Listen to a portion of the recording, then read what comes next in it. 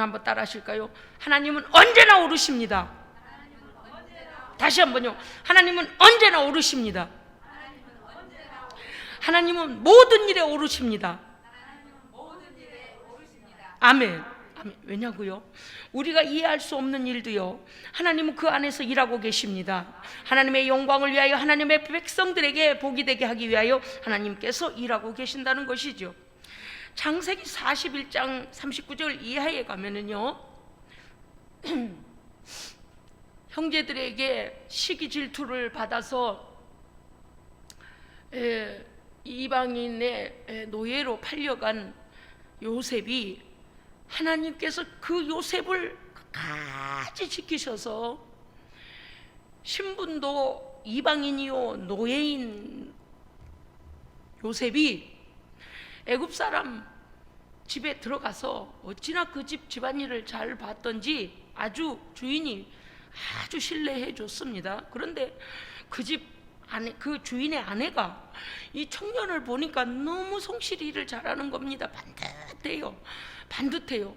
그래서 이 남자를 꾀입니다. 이 청년을 꾀요. 그랬더니 이 요셉이, 아유, 나는 우리 하나님 앞에서 절대 범죄할 수 없다 그러고서 도망을 쳤어요. 그 여인이 막 나랑 가까이 있자, 우리 주인이 멀리 갔으니까 가까이 있자 그러니까 안 된다고, 하나님 앞에서 죄지면 안 된다고 이 청년이 도망을 갔는데, 그 여인이 어찌나 그 청년의 옷을 꽉 잡고 있었던지 그만 옷이 벗겨져 버렸어요. 그래 겉옷이 벗겨졌는데 그냥 옷 베려두고 그냥 도망가 버렸습니다. 그런데 이게 웬일이요? 그 부인이 남편한테 말하기를, 아니 우리 집 종이 나를 꼬드겨 가지고 나를 꿰는데 내가 이 증거물로 옷을 여기 이렇게 받아뒀다고 말을 뒤집어 버렸어요. 그래서 오해를 받고 아무리 말을 해도 변명으로 들렸습니다. 하긴 우리라도 그 사람 말을 믿지 그 종의 말을 누구 믿겠습니까? 그래서 이 사람이 감옥으로 가게 되지 않습니까? 요셉이 이 감옥에 갔는데, 하나님께서 또 감옥에서도요 그 간수장이한테 또 은혜를 입게 하십니다. 할렐루야. 네, 왜냐하면 사람들이 다 안 믿어줘도 요셉이 범죄하지 않은 것을 하나님은 알고 계십니다. 알고 계시니까 요셉의 편을 들어주신 거죠. 그래서 요셉이 이제 이런저런 일들로 이제 그들의 꿈을 해몽해 주는데, 여호와께서 지혜를 주셔서, 하나님께서 지혜 주신 것으로, 아니 남의 꿈을 어떻게 뭘 꿨는지 어찌 알아요? 그런데 남의 꿈을 해몽해 주고, 왕이 꿈을 꿨는데 무슨 꿈을 꾼지도 몰랐어요. 그런데 왕의 꿈까지 다 해석해 주고, 이렇게 하는 동안에 하나님께서 요셉에게 은총을 베푸시는데 바로 왕에게 신임을 얻게 됩니다. 그래서 제가 이제 본문을 읽을 테니 한번 보십시오. 창세기 41장 39절 이하에 보면, 바로 왕이 요셉에게 이르되, 이 하나님이 이 모든 것을 너에게 보니, 보세요. 애굽의 바로 왕은 우상 숭배하는 자인데 너의 하나님이 너에게 지혜를 줬다라고 이 바로 왕이 지금 요셉에게 말을 합니다. 이 모든 것을 너희 하나님이 너에게 보이셨으니 너와 같이 명철하고 지혜 있는 자가 없도다. 너는 내 집을 다스리라. 바로 왕이요, 보디발이라는 사람의 집에 가서 워낙에 집안일을 잘 보살펴 줬는데도 오해받아서 감옥 갔잖아요. 그랬더니 이번에는요 바로 왕이 그 궁궐의 모든 사람들과 바로 왕의 가족들까지 다스려 달래요. 차원이 달라졌죠. 그 다음에 보니 뭐라고 되어 있냐니까, 너는 내 집을 다스리라. 내 백성이 다 너의 명령에 복종하리니. 아멘. 애굽 전체를 다스리랍니다. 야, 우리가요 어떤 일이 주어졌을 때 사람에게는 오해를 받아도 하나님 앞에 정직하고요 말씀대로만 우리가 순종하면요 낮아진 것 같은 하나님 높이십니다. 아멘. 예, 하나님 그런 하나님이세요. 보세요, 저는요 바로 왕이 하는 말이만 너무 놀라운 거예요. 내가 너보다 높은 것은 내 왕자뿐이다. 바로 왕이 뭐라 하냐, 나의 왕권, 왕의 자리 외에는 다 너에게 주겠다는 거죠. 내가 너를 애굽 온 땅의 총리가 되게 하노라 하고 자기의 인장 반지를 빼가지고 요셉의 손에다 끼워줬어. 아이고 주여. 성경은요 눈이 막 번쩍 뜨여요. 할렐루야. 세상에 하나님의 사람들을요 하나님께서 보장하시고 인도하시는데, 애굽의 그 강한 나라 바로 왕이 이스라엘 사람들이 지금 노예잖아요 거기에. 그런데 어떻게 하는 거예요 지금? 이 조그만 족속이에요. 그때는 아직 고센 땅에 오기 전이구만요. 그러니까 그 보디발의 노예였던 사람이 궁궐에 들어와서 이 왕에게 은총을 받게 하는데, 하나님께서 바로 왕의 인장반지, 이거 인장반지만 딱 찍어버리면 어때요? 다 어명이 돼버리는 겁니다. 아주 무시무시한 거 아닙니까? 왕의 인장반지를 빼어 요셉의 손에 끼우고 무리가 온 백성이 그 앞에 엎드리니라. 아멘. 여러분요, 억울한 일 있습니까? 예수 믿다가 오해받고, 예수 왜 그렇게 믿느냐, 교회는 왜 그렇게 자주 가느냐, 멀리 가느냐, 뭐를 또 기도를 가느냐, 막 여러분 핍박받았어요. 조금만 기다리세요. 하나님께서 다 보상하십니다. 보세요, 바로 왕이요 인장을 다 빼주고 그 모든 무리들이 그 앞에 엎드리니라. 바로가 그에게 애굽 전국을 총리로 다스리게 하였더라. 아멘. 놀라운 요셉이 애국의 총리가 되는 그런 장면입니다. 44절에 보니까 바로가 요셉에게 이르되 나는 바로다, 애굽 왕이다 그 말이죠. 애굽 온 땅에서 너의 허락 없이는 수족을 놀릴 자가 없으리라. 아멘. 이거 구체적이에요. 왕이 뭐라고 했냐니까, 요셉을 그냥 총리로 그냥, 여러분이 왜 그런 말 있잖아요, 바지사장인가, 그냥 명예만 걸어놓은 그런 명예직이 아니라는 거예요. 실제적으로 힘을 가진, 그래서 뭐라고 했냐면 애굽 온 땅의 나의 백성이 너 요셉의 허락 없이는 수족 손발도 함부로 못 놀린다 그랬어요. 할렐루야.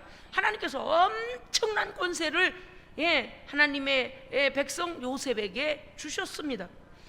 이렇게 여호와 하나님께서는 요셉과 함께 하심으로 애굽의 바로까지도 그를 인정하고 애굽의 2인자로 세워져서 맹위를 떨치게 되었습니다. 아멘. 얼마나 신나는 장면인지 몰라요. 그런데 여러분 한번 생각해 보자. 잠깐 우리가 생각의 범위를 다른 쪽으로 한번 추론을 해봅시다. 하나님은 이처럼 전능하시고 무슨 일이든지 하나님의 뜻대로 인도하시는 분인데, 우리의 작은 생각으로 잠깐 성경의 내용을 우리가 한번 이렇게 됐으면, 만약에 이렇게 했으면 어떨까라고 한번 생각해 봅시다. 바로 밑에서 요셉이 2인자를 했으니 더구나 인장반지까지 받았죠. 요셉의 허락 없이는 아무도 수족도 놀리지 못해요, 애굽인들이. 이렇게 총리도 보통 총리가 아니라 막 바로 왕 같은 힘을 가진 총리가 됐지 않습니까?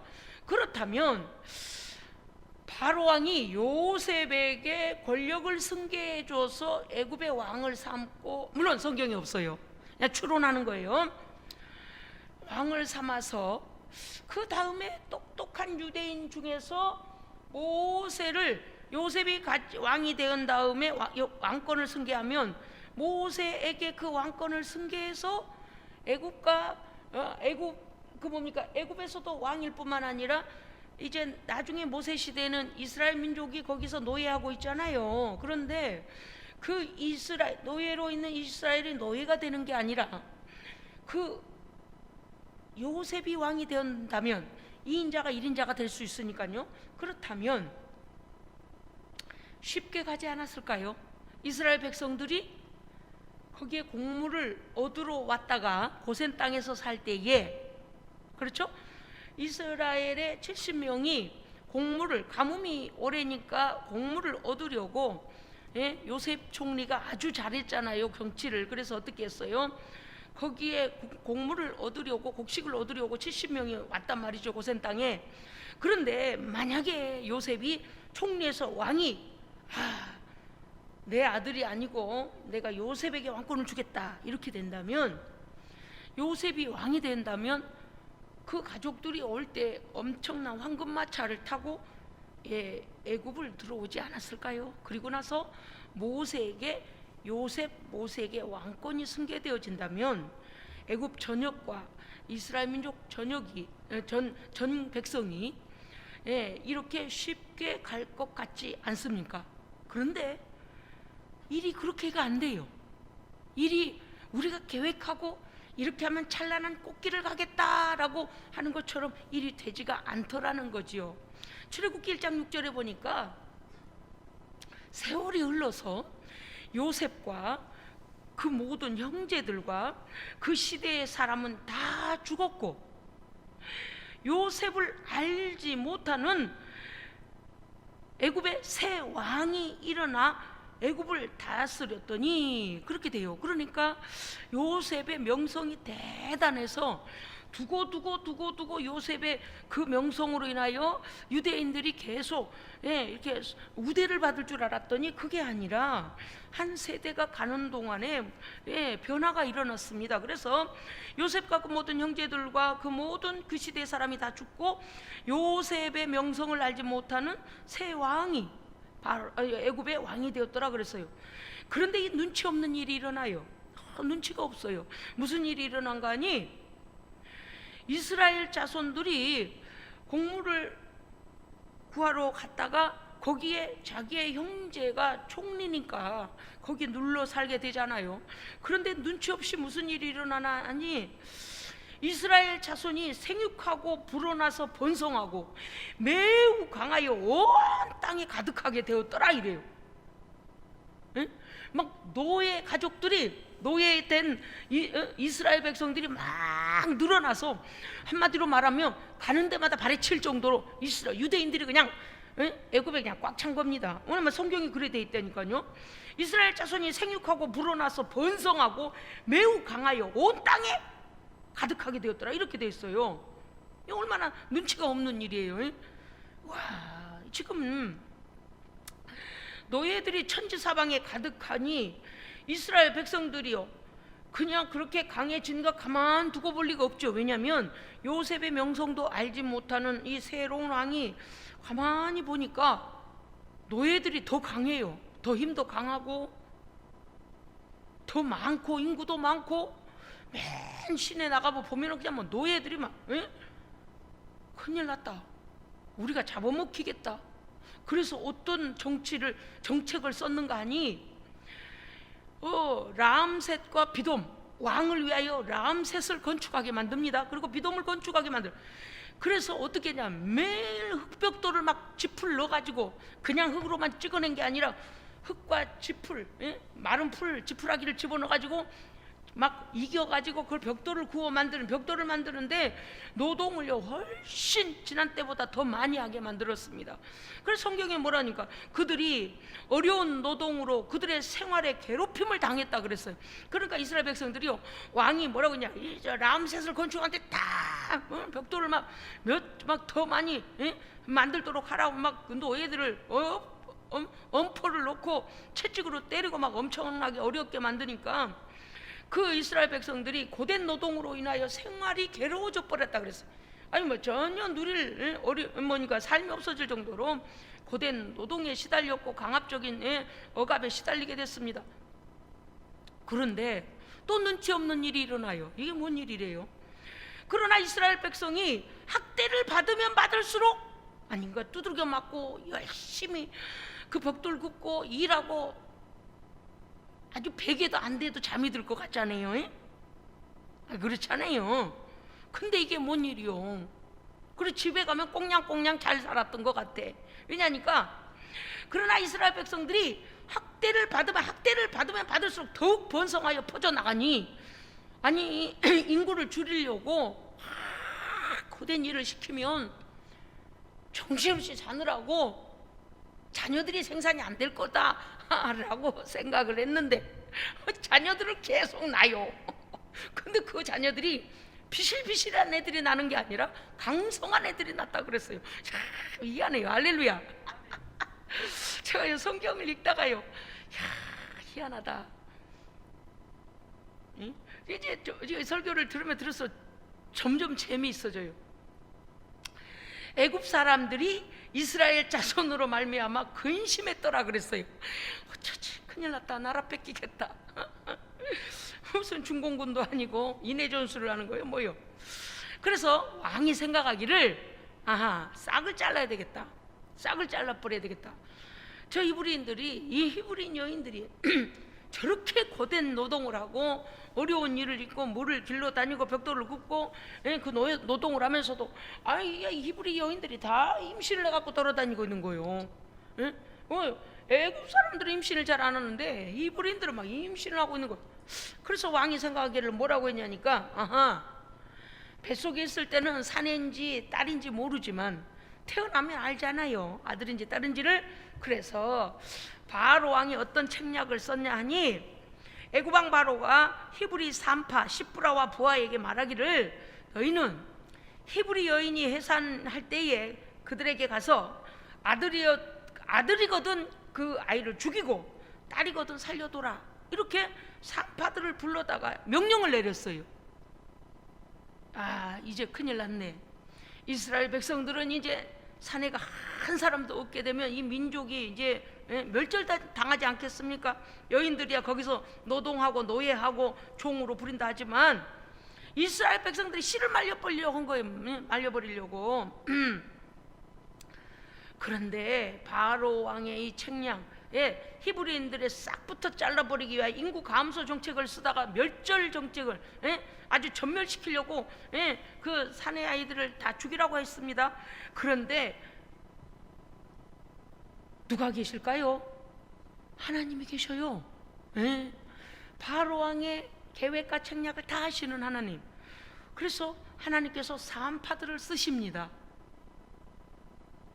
여러분, 우리 눈에 보이지 않는 하나님의 역사를 믿지 못하고 보이는 것만 두려워하고 보이는 것만 가지고 어떻게 해야 되나 걱정하잖아요. 그런데 성경은 그런 역사가 아닙니다. 출애굽기 1장 20절 이하에 보면 하나님이 그 산파들에게 은혜를 베푸시니 그 백성은 번성하고 매우 강해지니라. 아멘. 산파들이 어떻게 했냐, 그 산파들이 하나님을 경외하였으므로 하나님을 두려워하여 아이들을 죽이지 못한 거예요. 그러고서 뭐래요? 아니 어찌하여 사내 아이들 우는 소리가 나느냐 그랬더니 하는 말이, 아이고 말씀하십시오. 히브리 여인들은요 워낙에 이 힘이 좋아서요, 애기 날 때 됐다고 달려갔는데 가보니 벌써 나버렸어요. 그래요. 그 죽일 기회를 놓쳤다고. 그러니 어떻게 하겠습니까? 하나님께서는요 이 산파들에게 오히려 은혜를 부어주십니다.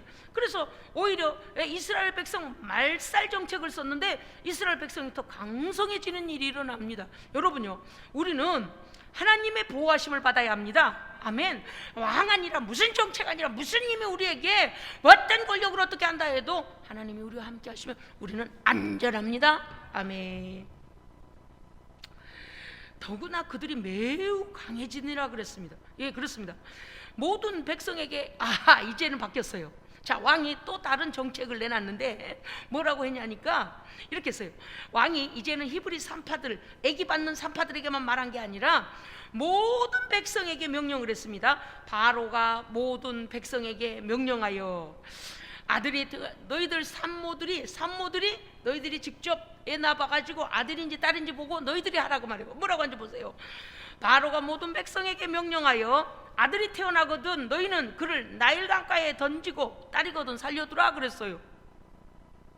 어디에다가 애들을 버려서 죽여야 될 것까지 바로가 명령을 한 거예요. 나일강에다 물에 빠뜨려 죽이라 그랬어요. 이제 2장 출애굽기 2장에 가면요 레위 가문의 한 아기가 태어납니다. 그런데 이 아이가 자라니까 어릴 때는 그렇게 목소리가 크지 않더니만 아기가 너무 목소리가 우렁차요. 울음소리가 너무 크고 이제 더 이상 집안에 둬서는 안 되겠다. 왜? 바로 왕의 칼날이 그 아이를 목을 칠지도 모른다는 생각에 이 한 아기는 목숨 부지를 위하여 부모의 손을 떠나 나일강에 던져집니다. 갈대 상자에 역청을 바르고 오늘 여기에 3절에 보면 그렇게 돼 있죠. 더 숨길 수 없게 되며 그를 아기를 위하여 갈대 상자를 가져다가 역청, 송진이죠. 역청과 나무 진을 칠하고 아기를 거기 담아 나일강 갈대 상자에 담아 더 내려 보냈습니다. 자, 이제 어떤 일이 벌어질까요? 더 이상 키울 수 없어서 부모의 손을 떠납니다. 이 아이는 호를 단신 나를 버리는지 나를 보호하는지도 알지도 못하고 갈대 상자에 담겨져서 그냥 떠내려가게 됩니다. 가다가 악어에게 먹힐런지 아니면 물이 파도가 나서 물에 삼킬런지 알 수가 없지요. 그런데 우리 오늘 본문 읽을 때 뭐라 그랬어요? 바로 왕의 딸, 바로 애굽의 공주가 목욕하러 이 강가에, 나일 강가에 나왔다가 이 아기를 발견하게 되죠. 그래서 그 아기에게 이름을 지어줍니다. 왜냐하면 내가 너를 물에서 건져냈다 하여 이름을 모세라고 지어주게 됩니다. 아멘, 할렐루야. 여러분, 이게 의미 없는 일이 아니에요. 하나님께서 하신 일입니다. 전적으로 하나님의 일이에요. 모세, 이 아기의 모친 요게벳이 그 딸 모세의 누이에게 애기 상자가 어떻게 되나 좀 갈대숲에 가서 좀 지켜봐라 그랬더니, 어머니 공주님이 나오셔갖고요 그 시녀들한테 우리 애기 상자를 발견해 가지고요 열어보고 상자째 애기를 안고요 왕궁으로 들어갔어요. 그래서 그 어머니가, 그러면 네가 그 공주 시녀들한테 가서, 혹시 공주님은 자기 애기를 낳은 게 아니잖아요. 그래서 혹시 공주님 그 애기를 위한 유모가 필요하십니까? 젖 먹일 사람이 필요합니까? 그러면 제가 구해다 드리겠습니다. 이렇게 말하라고 그랬어요. 그랬더니 그럼 구해오라 그랬어요. 그래서 모세의 모친 요게벳이 직접 왕궁에 들어가서 모세를 품에 안고 모유를 먹이며 하나님의 백성으로 양육을 하게 됩니다. 아멘. 보세요. 한 1초도 말씀을 벗어날 수가 없는 것이 뭔가니, 하나님께서요 그 아이는 부모의 손을 떠나 이 3개월 된 어린아이가 어떻게 석 달 동안을 숨겼으나 석 달 이상 이제는 숨길 수가 없게 됐더라 그랬어요. 이 석 달밖에 안 된 아기를 어떻게 자기 스스로 보호할 수 있겠습니까? 이 아기가 할 수 없어요. 부모의 손을, 양육자의 손을 떠나면 얘는 이제 죽은 목숨이라요. 우리는 여기까지 읽으면 어때요? 여기까지 역사를 대하면 어때요? 하나님이 살아계, 우리는 꼭 여기서 실패한다니까요. 하나님이 살아계시다면 그럴 수가 있어요? 어떻게 우리 아이를 3개월 동안 이제 지키고 이제 못 지키게 만들어요? 하나님 왜 그래요? 우리는 자꾸 원망을 하고, 하나님, 그런데 우리는 어때요? 역사를 길게 봐야 합니다. 절망적인 일이 일어나도 절망하면 안 돼요. 절망적이잖아요. 3살 된, 아니 석 달 된 아기를 갈대상자에다가, 악어가 얼마나 많은데요. 그거 갖다 그냥 독수리가 눈을 쪼아 먹을런지, 악어가 물에서 삼킬런지 사람 냄새 맡으며, 더구나 애기들은 애기 냄새가 있어요. 오이를 먹기 때문에. 그거 당장 아니면 애굽 사람이 이스라엘 아기인 줄 알면 당장 단칼에 날아가요. 단칼에 목숨이 날아가. 그러면 거기까지만 오면 어때요? 하나님 원망하고 울고 불고 하나님 믿는 거 그만 믿겠다고 믿음을 버리고 그러잖아요. 그래서는 안 된다 그 말이에요. 왜냐? 항상 우리는, 하나님은 우리를 향하신 선한 계획이 있음을 믿어야 합니다. 믿으면 어떻게 해야 돼요? 기대하고 기다려야 돼요. 하나님이 일하실 시간을 기다려야 돼요. 내가 가서 바로 왕한테 가가지고, 왕이시여 어떻게 우리 아들을 좀 키우게 해주세요. 가서 덤빌 필요 없어요. 그럴 수도 있잖아요. 자기가 너무 잘생겼더라 그랬잖아요. 그러니까 바로 왕한테 아기를 데리고 가가지고, 왕이시여, 황제여, 우리 아이를 제발 키우게 해주세요. 사람에게 매달리면요 단칼에 유대인 아기들은 다 치라고 그러잖아요. 왜? 요셉을 알지 못하는 새 왕이, 악한 왕이 일어났다 그랬어요. 그러니까 사람의 수단과 방법을 가지고 그 아이를 구해본다고 뛰고 날고 하나님보다 앞서가면 해를 입어요. 그래서 우리는 어떻게 해야 돼요? 하나님께 깊이 기도하고 하나님이 일하시기를 기다려야 됩니다. 기다렸어요. 그랬더니 유모를 구하는데 데려다 주니까 우리 이 애기 좀 키워달라고. 그래서 그 뭐지, 하나님이 하시는 순전한 방법대로 그대로 순리를 따라가지 않아요. 그랬더니 애국 궁 안에 막 보초들이 다 서 있는, 군인들이 서 있는 애국 궁전 안에 아주 안전하게 들어가서 모세를 딱 안고 모유를 먹여가며, 너는 유대인이다, 너는 하나님의 백성이야, 그렇게 하면서 이 애굽의 교육도 받지만 어려서부터 그 어머니가 계속하여 너는 유대의 백성이다, 하나님의 백성이다, 이렇게 어린 아기에게 하나님의 백성임을 양육할 수 있도록, 교육할 수 있도록 하는 기회를 주신 것입니다. 그런데요, 일이 이렇게 술술 또 잘 풀려가면 얼마나 좋겠어요. 어느 날 모세가 그만 사람을 죽이게 돼요. 왜냐니까 애굽 사람이 유대인을 괴롭히네. 그래서 뭐라고 그러냐, 어찌하여 이렇게 괴롭히느냐고 모세가 편을 들어줬더니, 그래서 쌈박자니까 모세가 그만 애굽 사람이 죽었어요. 그래서 그다음 묻잖아요. 근데 그 다음날 갔더니 유대인끼리, 이스라엘 사람들끼리, 노예들끼리 싸움이 났던 모양이죠. 싸우고 있으니까 모세가 편을 들어주면서 이 사람들아, 자기 민족끼리는 안 싸우는 거야. 이거 옳은 소리예요. 응? 어찌하여 유대인이 유대인하고 싸우나, 이스라엘 사람이 이스라엘 사람하고 싸우나? 왜? 거기 있는 곳이 애굽이니까 자기 민족끼리는 서로를 위해줘야지 싸우면 되나? 그랬더니 누가 당신을 우리 재판관으로 세웠느냐고 막. 근데 유대인이 알고 뭐라고 하냐, 네가 전날에는 애굽 사람을 죽이더니 오늘은 우리 싸움의 심판장이냐? 사람 죽인 걸 봐버렸네. 모세는 궁에서 더 이상 살 수 없어서 광야로, 도망자로 궁을 떠나게 돼요. 왜? 여태까지 키워줬더니 저것이 우리 백성을 죽이네. 그렇게 될 거 아니겠습니까? 그러니까 왕에게 이 소문이 나면 큰일이죠. 그래서 모세가 도망을 갔습니다. 얼마나 비참하겠어요. 응? 궁궐에 먹는 게 넘치고, 응? 학문이 넘치고, 모든 것이 말만 하면 뭐든지 다 되는 그런 궁궐에 살다가 아무것도 없는 광야에서 양을 치며 사는데, 우리가 볼 땐 또 절망이 온 겁니다. 그렇죠? 절망이 온 거예요.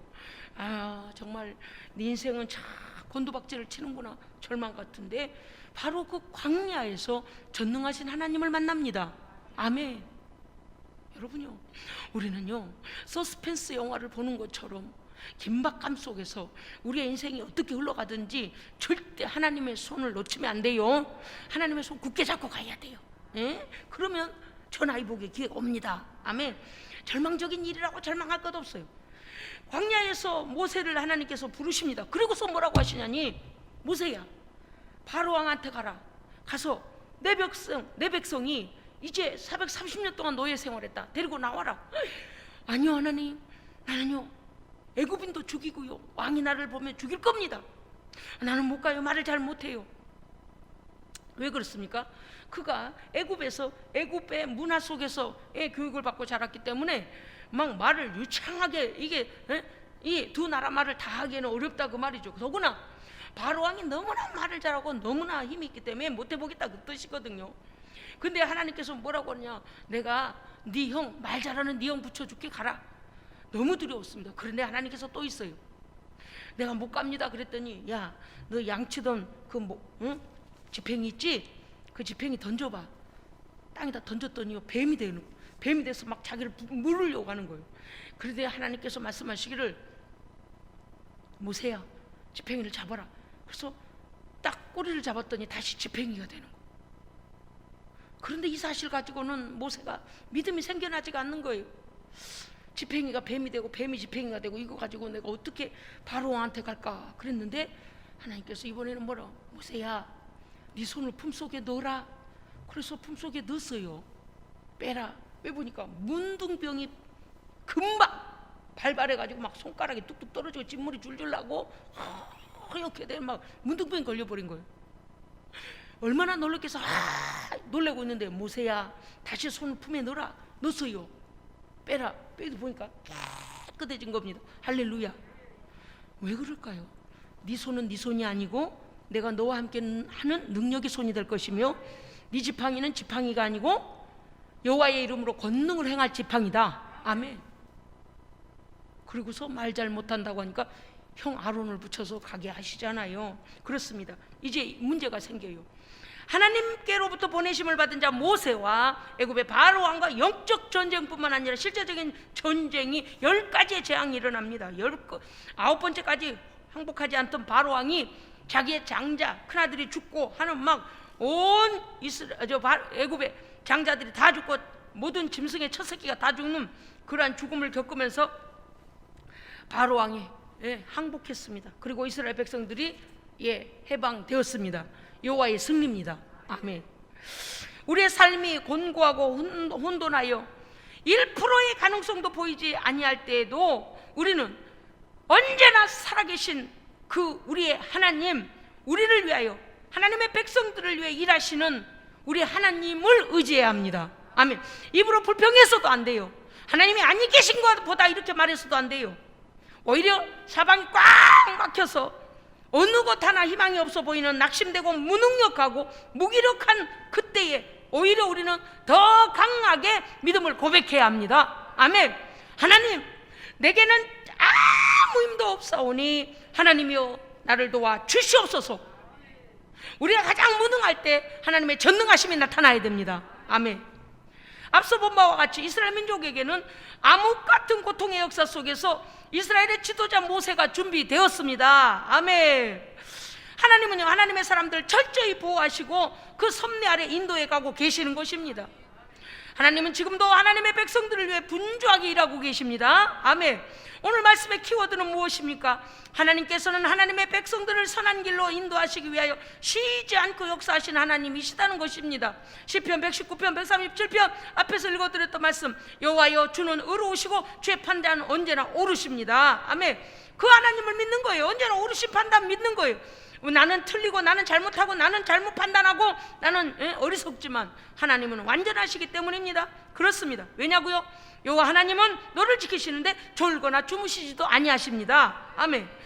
첫째, 그러므로 우리는 하나님의 공의로우심을 믿어야 합니다. 아멘. 악은 반드시 하나님이 심판하시고 의에 대하여 믿음으로 사는 자에게는 하나님의 보호하심과 인도하심과 하나님의 약속의 복이 주어진다는 사실을 절대적으로 이행하시는 하나님이십니다. 아멘. 두 번째는 하나님의 역사하심을 믿고 고통과 환난과 고난 중에서도 순종자가 될 것이냐 불순종자가 될 것이냐를 갈라내시는 하나님 앞에서 오히려 순종하여 하나님께 발탁되는 기회로 잡아야 됩니다. 제가 좀 빨리 해서 몰랐어요. 여러분, 고난 중에서 하나님 살피시지 않는 거 아니에요. 어려움이 오고 고난이 올 때 보셨잖아요. 요셉도 쓰시고 모세도 쓰시는 거 보세요. 하나님은요, 하나님의 사람들을 발탁하고 계십니다. 지금도 하나님의 일꾼들을 찾고 계십니다. 아멘. 그렇기 때문에 홍해를 건너오고 광야에서 만나를 먹고 무리바 반석의 물 사건과 불뱀과 노뱀 사이에서도 하나님은 불순종하고 하나님을 원망하고 믿음 없이 행하는 자들을 어떻게 아웃!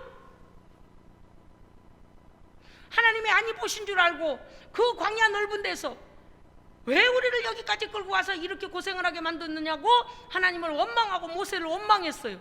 그들이 어떻게 돼? 불뱀에 물려 죽잖아요. 가나안 땅에 못 들어가잖아요. 젖과 꿀이 흐르는 땅에 못 들어가잖아요. 여러분, 그래서 우리는 어떠한 환경 속에서도 하나님 바라보고 소망으로 찬송해야 됩니다. 감사해야 돼요. 감사해야 돼. 그런 깊은 믿음이 있어야죠. 자, 그러할 때에 누가 준비됩니까? 광야를 가는 동안에 세 번째는 하나님께 발탁되는 믿음과 순종의 사람을 찾아 쓰시는 하나님임을 알고 하나님께 발탁되는 순종자가 되어야 합니다. 모세만을 보려고 하는 게 아니에요. 모세가 이스라엘 백성들을 시내 산에서 말씀을 받고 그 백성들을 이끌고 오는 동안에 하나님께서는 여호수아를 준비시키셨습니다. 할렐루야. 보세요.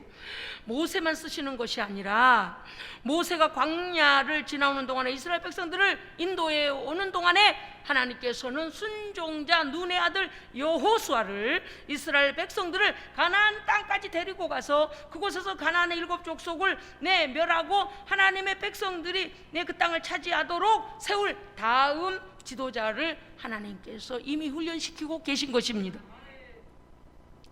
그렇습니다. 여러분, 압박과 고된 노역과 핍박 속에서 모세가 준비되었다면 광야를 통과하며 모세의 순종과 모세의 지도력을 통해 하나님께서는 여호수아를 준비시키셨습니다. 뿐만 아니라 중간기 400여 년 동안 암흑기 말에 마침내 우리 구주 예수께서 이 땅에 오셔서 하나님 나라의 복음을 전해 주셨고요, 십자가에서 하나님께 순종하심으로 우리의 구주가 되셨습니다. 아멘.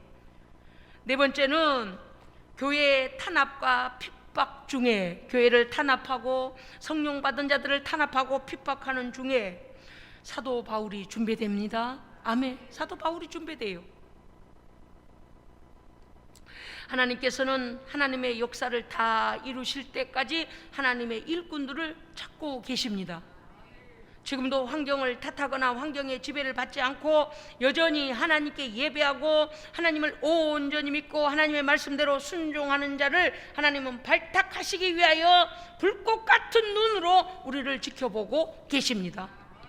오늘 한 말씀도 놓치지 마시고 할렐루야. 네, 설교할 때는 아이 컨택을 해야 돼요. 저와 여러분의 눈이 맞아야 돼요. 아시죠? 눈과 눈이 마주치면 이건 영적인 일이라고 그랬어요. 조건 없이 하나님을 온전히 믿어야 합니다. 하나님 이렇게 해줘야 믿겠습니다 랄지, 이러니까 믿겠습니다, 저러니까 믿겠습니다, 이런 거 필요 없어요. 왜요? 불순종자, 불평하는 자, 하나님을 믿지 못한 불신자는 어떻게 됐다고요? 불신앙자는 광야에서 아웃, 그냥 안 죽어요. 불뱀에 물려 죽어요. 몸에 독이 퍼져서 죽는다니까요. 우리는 이 역사를 왜 하나님께서 우리에게 보여주시는 걸까요? 우리는 노뱀을 바라보라 하시면 바라보는 것입니다. 십자가를 바라보라 하면 바라보는 것입니다. 의지하라고 하면 의지하는 것입니다. 순종하면 병이 나아요. 아멘. 우리 안에 있는 독기가 빠져나가요. 불뱀에게 물려서 지금 독이 퍼지고 있었을지라도, 죽어가고 있었을지라도 예수 그리스도 십자가 바라보면 그 독도 우리를 해치지 못합니다. 왜냐고 반항하지도 말고 하나님의 온전하신 말씀에 순종하여 하나님의 지혜를 이길 자는 없거든요. 하나님께 발탁되는 믿음의 모든 가족이 되시기를 주의 이름으로 진심으로 축원합니다. 아멘. 빌립보서 2장 13절에 보면 말씀이 이렇게 되어 있습니다. 너희 안에서 행하시는 이는 하나님이시니 하나님의 기쁘신 뜻을 위하여 너희에게 거룩한 소원을 두고 행하게 하시나니 이것은 그리스도의 날에 자랑할 것이 있게 하려 함이라. 아멘. 기도하시겠습니다.